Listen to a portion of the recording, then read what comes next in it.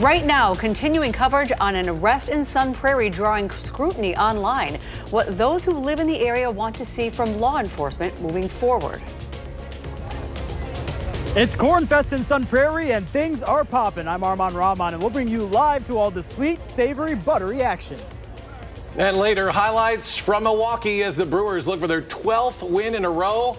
And also free hamburgers. We welcome you to News 3 Now at 6. Good evening. I'm Eric Franke. And I'm Sarah Carlson. We are continuing our coverage of the Sun Prairie arrest caught on camera by witnesses that is causing controversy after circulating online. In the video, you see Sun Prairie police tasing, eventually handcuffing Jerry Clark, a 37-year-old Sun Prairie man. Yesterday, Sun Prairie police addressed the video, saying they're open to dialogue with the community regarding this incident. News 3 Now's Jalen Banks caught up with Sun Prairie's police chief about what the next steps will be. Jalen. This is the scene Saturday of police subduing Jerry Clark. And this scene, caught on video by witnesses, is causing people in Sun Prairie and residents on Bird Street to ask questions. I felt like they weren't doing their job as officers. When we were asking for what we were asking for and they didn't provide it, that's what really hurt me the most. News 3 Now caught up with Sun Prairie's police chief about the video and concerns residents may have. Here's what he had to say. Yeah, my message is let's have that conversation. Let's sit down and have that conversation and work together to make that. We've been very open with the community of all the incidents recently in the 400 block of South Bird Street. And we as a community need to come together to have these conversations, to work together to determine what is best for Sun Prairie. Residents on that block say they're just looking for transparency. The communication level.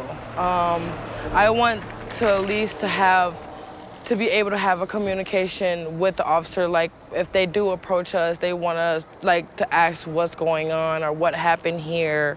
Sun Prairie police say they will now do a departmental review of the reports made and body cam footage to ensure the officers' actions were consistent with their training and the law. But some residents say their main concern is how children view law enforcement. We got black kids here too. We got black kids here. We got black kids everywhere. But how are they supposed to come to y'all if they see stuff like this on the news happening all the time to black people?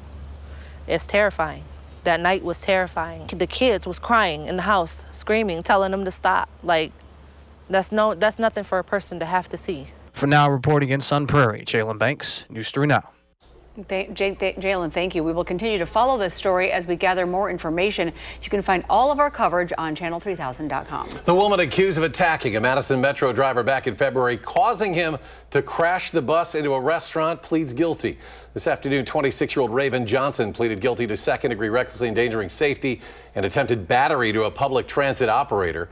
Prosecutors say Johnson attacked the bus driver after he said the route wasn't going to her preferred destination. The attack caused the driver to lose control, crashing into Asian House on Dempsey Road. Johnson will be sentenced on October 10th. A man is recovering tonight after being stabbed on Madison's south side yesterday.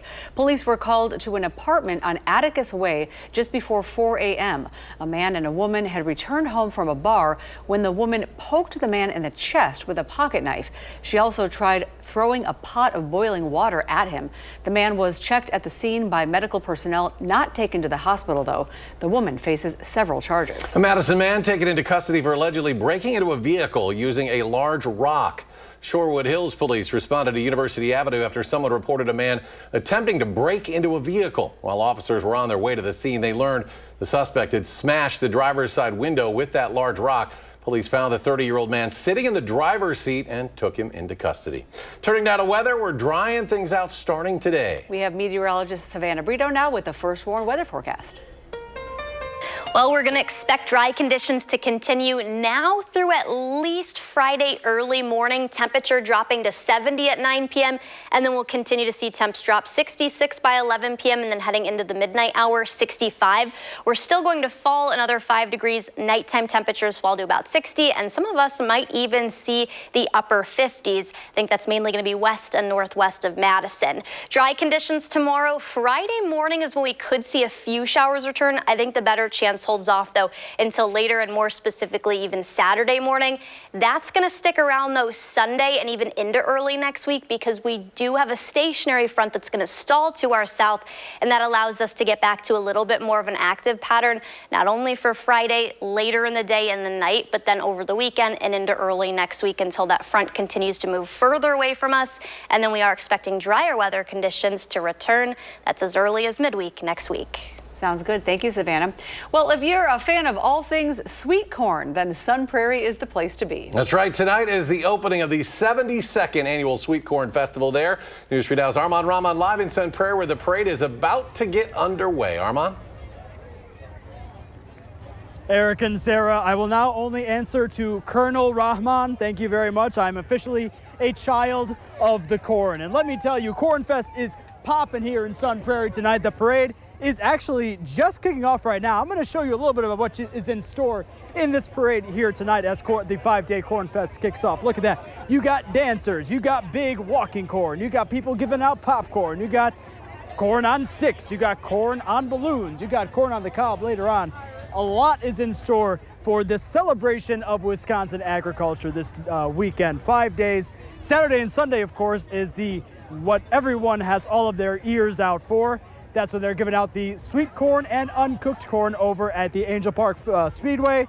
And only while supplies last, so you really want to get there to make sure you get chomping on some corn. I'll be here throughout the night tonight, and a little bit later on in the show, we'll check back in with just how this parade is doing. For now, getting corny in Sun Prairie, Armand Rahman, News 3 Now. I think Armand likes this assignment tonight. I think Armand, so. Armand, thank you.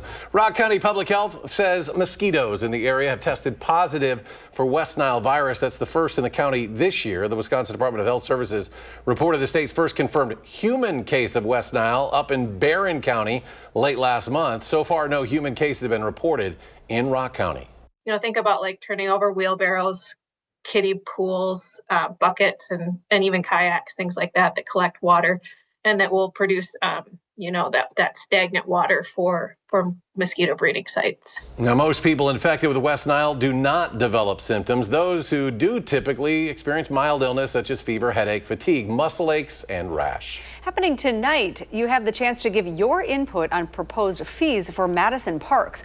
The proposed changes include standardizing replacement permits at $20, increasing special event permit costs by $25, raising charges for certain services tied to special events and shelter reservations, and also adding fees to education programs to cover the cost of increased transportation expenses for camps and expensive field trips. The Dane County Park Commission is meeting tonight, and you have a chance for public comment, and you can also go in person at the Heritage Center on Lake Farm Road. And if you can't make it in person, you can attend over Zoom. The link to the story to this is all on channel3000.com. Crews are getting started on a housing project in Madison's Triangle neighborhood. The new structures will replace 5 decades-old buildings at what city officials are calling an affordable price.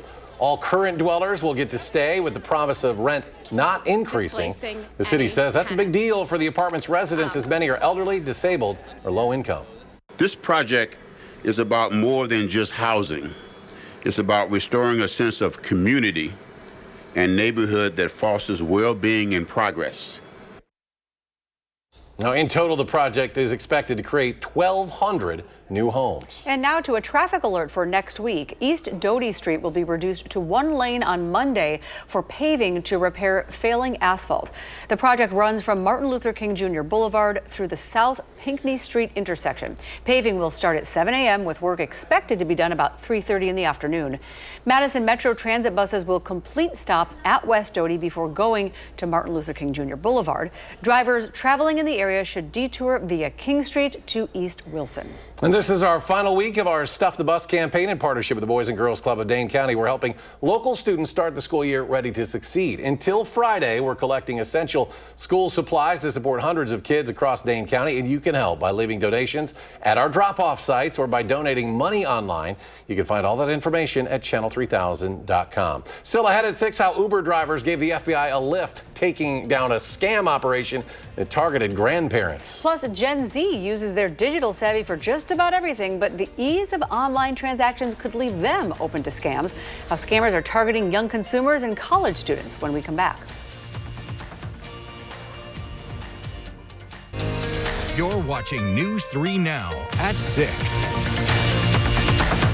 Welcome back. The FBI has busted a scheme that targets grandparents concerning their grandchildren. Authorities say the scam operated out of a call center in the Dominican Republic. Apparently, scripts were used to convince unsuspecting senior citizens that a grandchild needed money right away. Investigators say the operation had local runners in the U.S. collect the cash using Ubers to get around. So Uber's global security ultimately flagged the FBI. These scams are not just financially devastating, they are emotionally traumatizing. Many victims not only lost their savings, but their sense of safety, judgment, and trust in the world around them. Over 400 victims were swindled out of more than $5 million. And to help avoid these scams, use a family code over the phone so you always know when you're really speaking with relatives. Also know that law enforcement will never ask for money over the phone, and watch for warning signs with older family members as well, like secrecy around phone calls or large cash withdrawals. And it's not just grandparents being targeted by scammers. Back to college season means a lot of Gen Zers are spending on their own, putting them at risk for scams. And the Better Business Bureau says text phishing and imposter scams that claim to be from a student financial aid office or offer a scholarship or promise of a part-time job are popular among fraudsters and can swipe personal and financial data. It's something that's unfamiliar to you, you didn't sign up for it. The best thing to do is just delete it, get it off your phone so there's no temptation to go back and click on a link.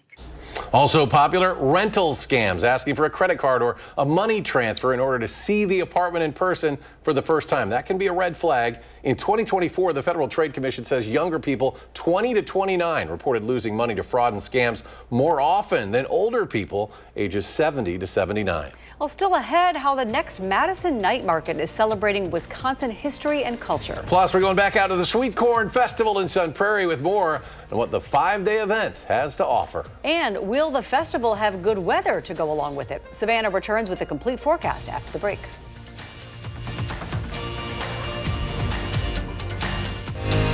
You're watching News 3 Now at 6.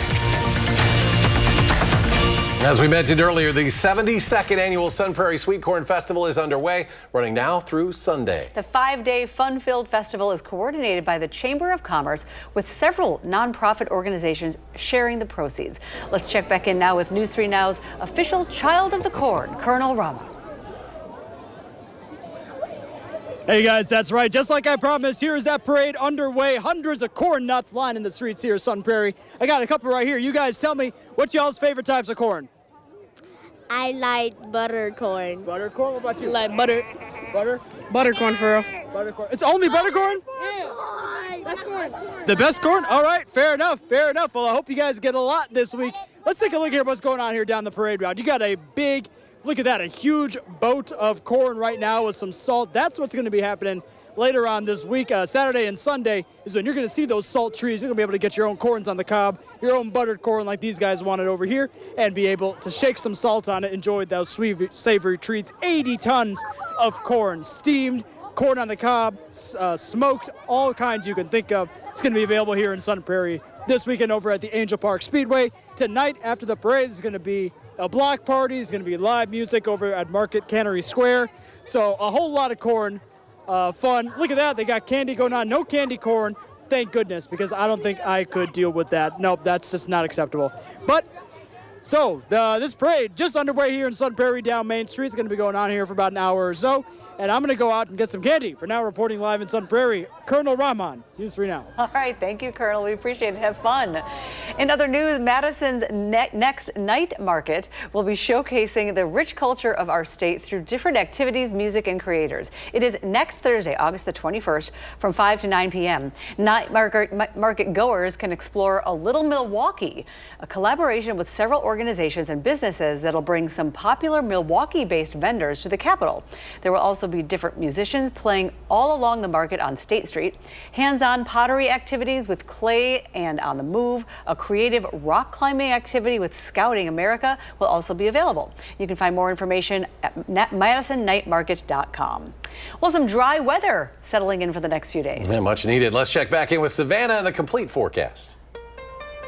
Well, dry weather conditions are going to luckily continue into Thursday. That's before more rain chances increase. Friday could see a few. We'll walk you through that, but I think the best chance holds off until over the weekend. We've got the upper 80s to end the week. It's possible in a couple spots across southern Wisconsin Friday. More likely, though, widespread upper 80s, maybe even a couple of 90s on Saturday. We'll fall through the rest of the evening and tonight. Temperatures expected to drop to about 60 tonight. I think a couple spots, though, could even drop into the mid to upper 50s, similar to what we had earlier today waking up with. And then tomorrow afternoon, a couple clouds come into play. Winds are back out of the south. That'll warm us up a couple degrees past what we saw this afternoon. Those temperatures get up to about the lower 80s, maybe a couple spots as early as the mid 80s. But like I said, I think that's more likely to follow that. Then the shower chances for Friday. Thursday night into Friday, I think we could see a few. It's more likely for areas up near La Crosse, Viroqua, maybe Boscobel. We're expecting quiet weather, and most of these showers are expected to fizzle out actually once they cross the Mississippi and travel further into southern Wisconsin. So I even think the lunchtime hour on Friday, mostly dry. I just think we'll have more cloud cover and slightly warmer temperatures, definitely warmer dew points during that time frame as well. A little bit of wildfire smoke that's going to move in. You can see the blues, light to even moderate levels just to our north. This is expected to increase then as we head for Thursday and the rest of Friday. I think hazy conditions are going to continue. Not as bad as what we have previously seen the earlier parts of summer, though. As far as humidity, little humid, that can be expected. Those conditions tomorrow afternoon and evening, but they ramp up on Friday and into the weekend. That's when they come up to at least 70, maybe even 75 degree dew points again, unfortunately, over this upcoming weekend. That'll take us into early next week. With the humidity that returns, so do our storm chances. So a stationary front that's going to stall across northern Illinois just to our south. That'll allow us to get into a little bit more of an active pattern with shower chances sticking around not only for Saturday and Sunday over the weekend, but even into early next week too. So that includes Monday and Tuesday before drier weather conditions are expected to return as that front moves away from us and not necessarily overhead anymore. That's when you can expect our pattern to turn quiet again, and I do think that'll happen mid to late week next week. Temperatures during that time frame are also expected to drop, maybe even a couple of mid-70s. We're expecting the upper 70s, though, as early as Tuesday, but more comfortable weather will return Wednesday. Our dew points are going to be lower as well. And check out our nighttime temperatures. 61 next Tuesday night, next Wednesday night, 59. I think a lot of us will actually fall into the upper 50s, and then a few of us, mainly west and northwest of Madison, may even see the temperatures drop during the night anyways, down into the mid-50s. The next couple of nights comfortable, and then we have to get through the weekend into early next week before we start to see more comfortable afternoon temps and nighttime temperatures as well. Sounds great. Thank you, Savannah. So last month the Brewers got to 11 wins, and everybody was like hoping they'd get that 12th win so they could eat on the house, right? Absolutely. And this month they're at it again. Who would have thought they'd have another chance at it? And it's a chance for everybody. Still to come in sports, fire up the grills. The Brewers trying to cook up some burgers and a 12-game win streak too when we return to News 3 Now.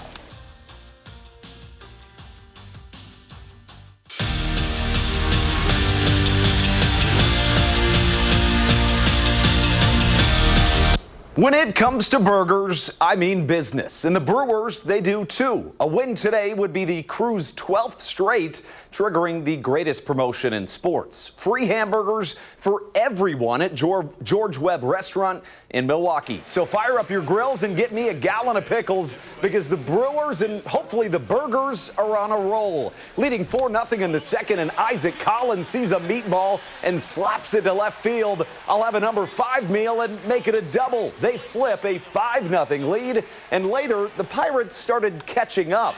6-5 the score, and William Contreras crushes a slider, scoring 2 more. Starting the celebration as the Brewers put their grill mark on the rest of the league, winning their 12th straight and scoring free burgers for everyone.